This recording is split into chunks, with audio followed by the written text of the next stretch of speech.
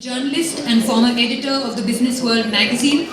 He has written a fascinating book called The Early Indians, the story of our ancestors and where we come from. This book focuses on 4 prehistoric migrations that shaped the demography of India based on genetic research. The topic that I have been given is who are we and Hindutva and history. And I will try to address this, break it down into 3 questions and answer them as quickly as I can. The first question is, why is history a battleground today? And what kind of history is Hindutva trying to create? And what kind of history is it trying to erase? And the second question is, what do the latest findings across disciplines say actually? Using population genetics, archaeology to linguistics, what does it actually say about our prehistory and how we came to be? And third, if those are what the findings are, how should that change the way we see ourselves and others? And what kind of republic should we have? So first, why is history a political battleground? There is indeed a quotation from the British historian E.J. Hobsbawm, which throws light on this. It says, historians are to nationalists what poppy growers in Pakistan are to heroin addicts. We provide the raw material that the market essentially wants. And what that means is that history is often a raw material used by contending versions of nationalism to create their own back histories. To recreate their own back histories. And so, why is history is a battleground? In some sense, we already know this, that it needs no elaboration, it is self-evident. Historians and textbooks that deal with history are the first targets whenever the Indian right to movement that calls itself Hindutva has come to power. School textbooks are rewritten. Professional historians are attacked mercilessly and abused on social media. Utterly baseless, seemingly historical accounts are spread through WhatsApp groups. Academic institutions are captured by people with no credentials other than political. And mythology is privileged over facts uncovered by scientific research. We have all heard statements about internet, aeroplanes, and nuclear bombs being common currency in some distant golden age of India, which could go back 10,000 or 100,000 or 1 million years ago, depending on whom you speak. And if you were listening to the finance minister yesterday, you would have learned that the Harappan script has just been deciphered by the finance ministry, which obviously has more time on its hands than it can deal with. So to come back to when we talked about why history is raw material for different versions of nationalism. And history is a battleground because we do today have 2 contending versions of nationalism.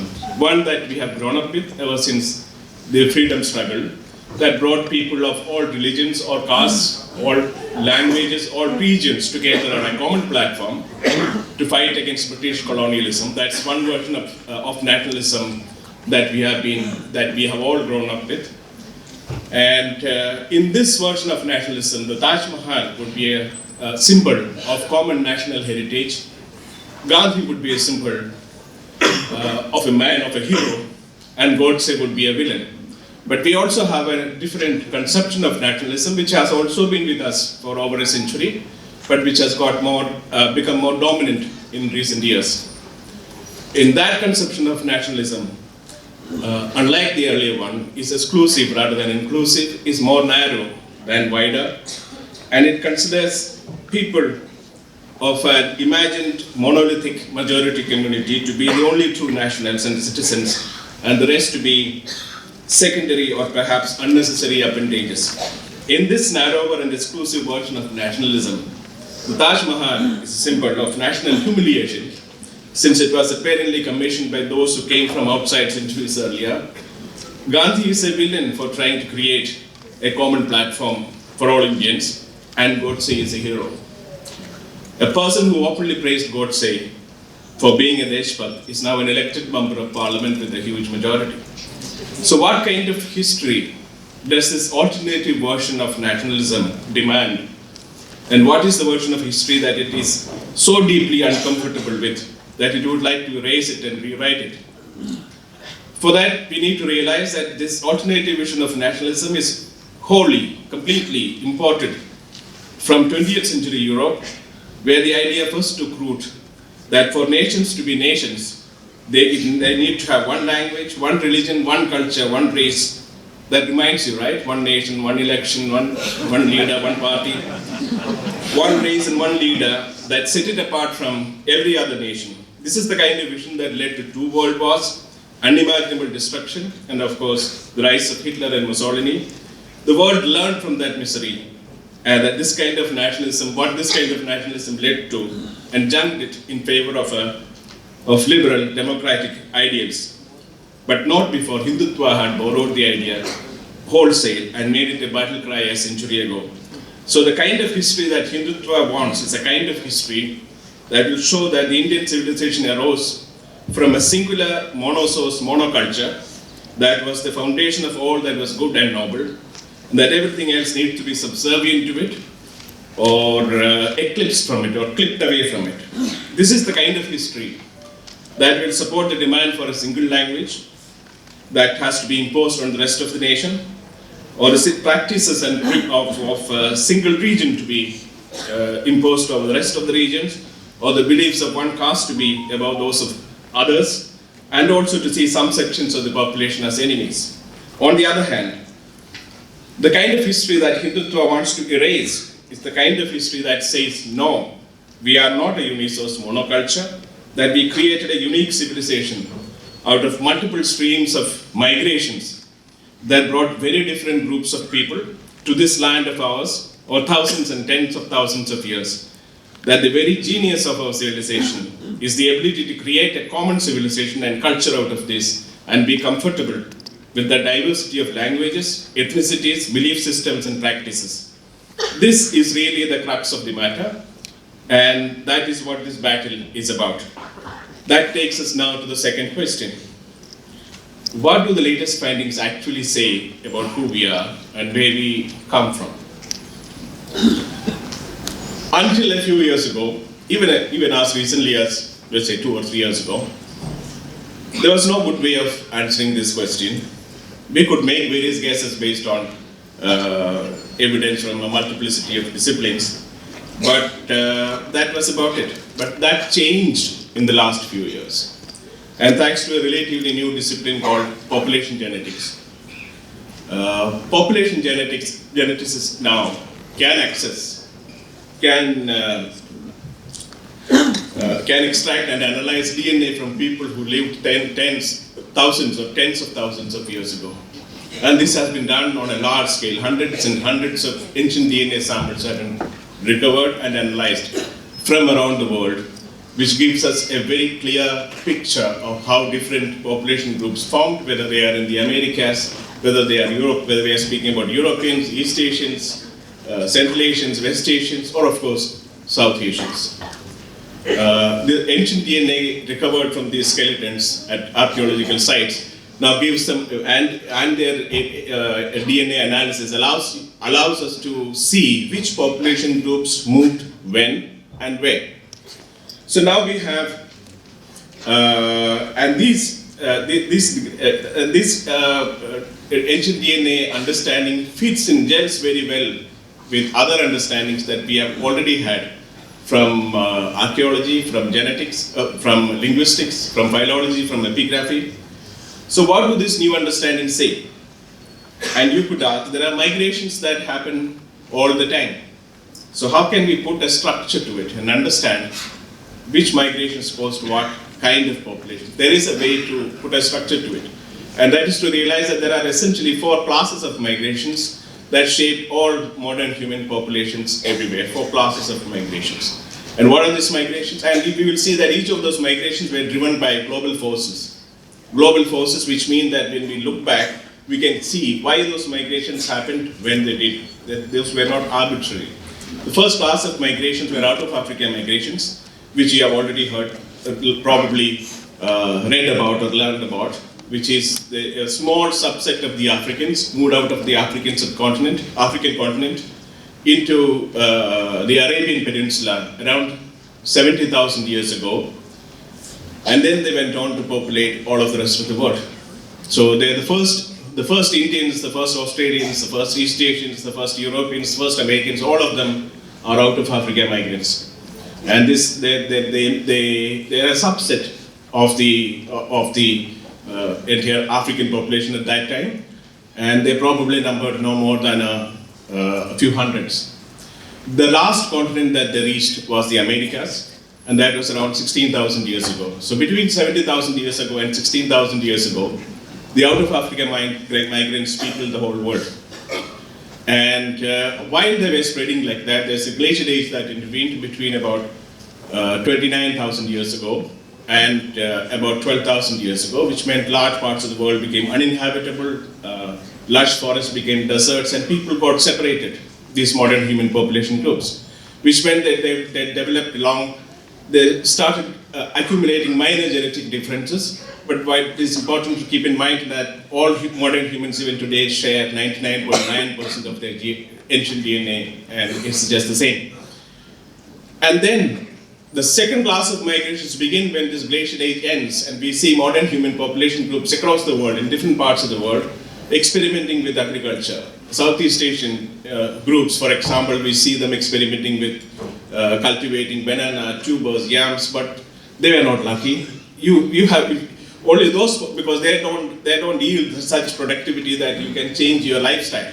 But those population groups who were in geographical regions where they had the opportunity to domesticate cereals such as wheat, barley, rice, they found themselves to be very lucky because they were very productive, and it could change their lifestyle. They became farmers. And these are Egyptians, the Mesopotamians, the Indians, the Chinese.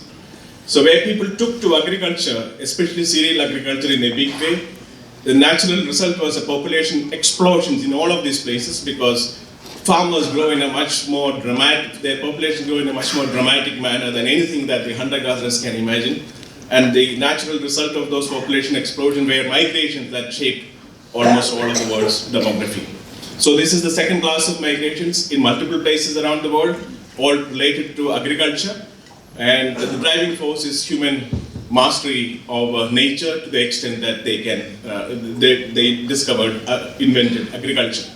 The third classes of migrations began when one modern human population group in Central Asia figured out how to ride the horse, and combined with existing mastery or understanding of metallurgy. And this Central Asian steppe group, remember that they gained the kind of mobility that no human group ever had. And they combined that with metallurgy, and they could move across large parts of Eurasia. They went into Europe and significantly changed the demography of Europe around 5,000 years ago. They changed the demography of Central Asia itself, of West Asia, of South Asia, and of course all the way up to China. So this is the third class of migrations. The driving force is mastery of a horse and metallurgy. The last class of migration we have all learned in schools. Our parents or our grandparents have already felt the impact of it, which are colonial migrations, which happened when some groups of modern humans figured out how to travel over large distances in the sea and get into new areas that had been already populated, and dominate them. So these are the populations of the Americas. Australia got completely changed, demography changed. So these are the third class of migration. This is the fourth class of migration. So these four classes of migrations explain all of the world's demography. Now we have to see how it applies to India. We will see that as far as India is concerned, the last class of migrations, the colonial migrations, left no mark on our on our demography in a genetic sense. They left a mark on our culture, but not on our demography, because they were too few in number compared to the existing population. So the Indian population is the result of essentially three classes of migrations, but for actual migrations, because there are two kinds of agricultural migrations that took place, one from West Asia and one from East Asia, that brought Austroasiatic languages such as Khasi and Mundari that are spoken by tribals in central and eastern India and belong to the same family of languages as Mon Khmer that are spoken in Vietnam, Laos, and so on. This East Asian migration started as a result of China taking to agriculture, then large population migrations that swept all the way through East Asia, and last tail of that which reached India. So we have these are the 4 migrations. The out of Africa migrants who were here, whom my book calls First Indians, were here about 65,000 years ago. The West Asian, a population related to West Asian farmers of Iran, who mixed with the first Indians and created the agricultural revolution in northwestern India, which became the Harappan civilization. So the Harappans are a mixture of the first Indians and West Asian farmer-related group. So that happened around 12,000 years or so ago. The third migration from East Asia, which we talked about, which happened around 4,000 years ago, and the last one from the Central Asian steppe, the same people who went into Europe, as we discussed, who came over to South Asia between 4,000 and 3,500 years ago, who brought Indo-European languages and who called themselves Aryans. So these are the 4 migrations that we have. This is the 4 components. No matter where in the Indian subcontinent, India stands for all of South Asia in my book, not in the old sense of the term. Anywhere in the subcontinent, you look any population group today, it will bear the signature. Almost all population groups will bear the signature of those 4 migrations. We are all migrants and we are all mixed. Now, how do we put the last question? What do we learn from this? So there are 2 things that I will talk about which are critical to us. The first is, by around 4,000 years ago, all population groups that we talked about, the 4 components, are already in. The first, and what we see over the next 2,000 years, that is around until the beginning of the Common Era, is a great mixing of the kind that never happened earlier or later. And that's why we can today say that no matter which population group that you take in India today, you will find it's a mixture. The reason why we say is that mixing happened over 2,000 years. But then what happened around the beginning of the Common Era? Genetics says the mixing then stopped, more or less, over a period of time, one guess, but around that time. Because people started practicing endogamy, or the practice of marrying within their own communities, which we know is the distinguishing feature of the caste system. So now we have an understanding of when the caste system began. That began about 2,000 years ago, not with the arrival of the migrants from Central Asia who called themselves Arya, but about 2,000 years later, and therefore we need to look at that as a political development that happened around that time, and not as either or a divine theory brought by the Arya, or not a genetically ordained distinction, because we now know that by the time the caste system fell in place, the populations are already mixed. There are many.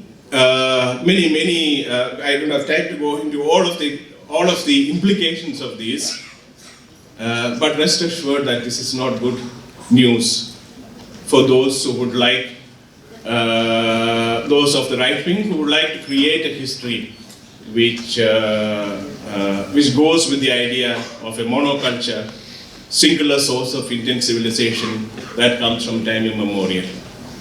There is no such thing as time immemorial. We can figure out, with the use of science, when things began, when population groups arrived,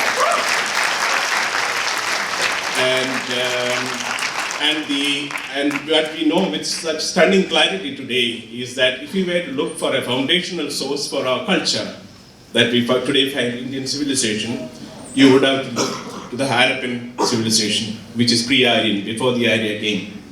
The Harappan civilization, when the Harappan civilization declined around 1900 BCE, they moved out all over India. In that sense, the Harappans are the ancestors of all Indians, both North Indians and South Indians. Their language, which is likely to have been Proto-Dravidian, and that's why the seals could not have written what the finance minister said they showed, is likely to have been Proto-Dravidian. Their languages got overlaid by the language of the later migrants in northern India, when those migrations happened later.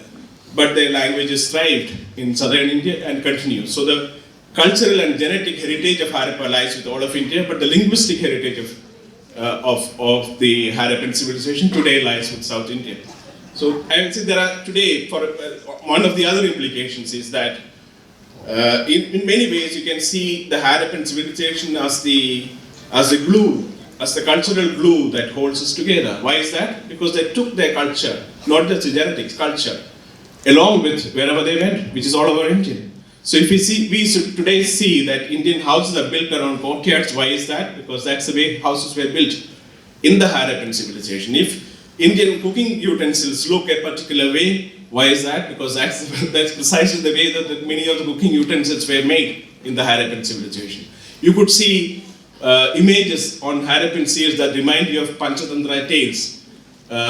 So there are a whole range of continuities. There are seals that remind you of yoga positions in the seals. In the earliest Sanskrit literature, there's no mention of yoga. You have to wait till the Katha Upanishad to see the earliest mention of yoga, which means by then the populations had already mixed.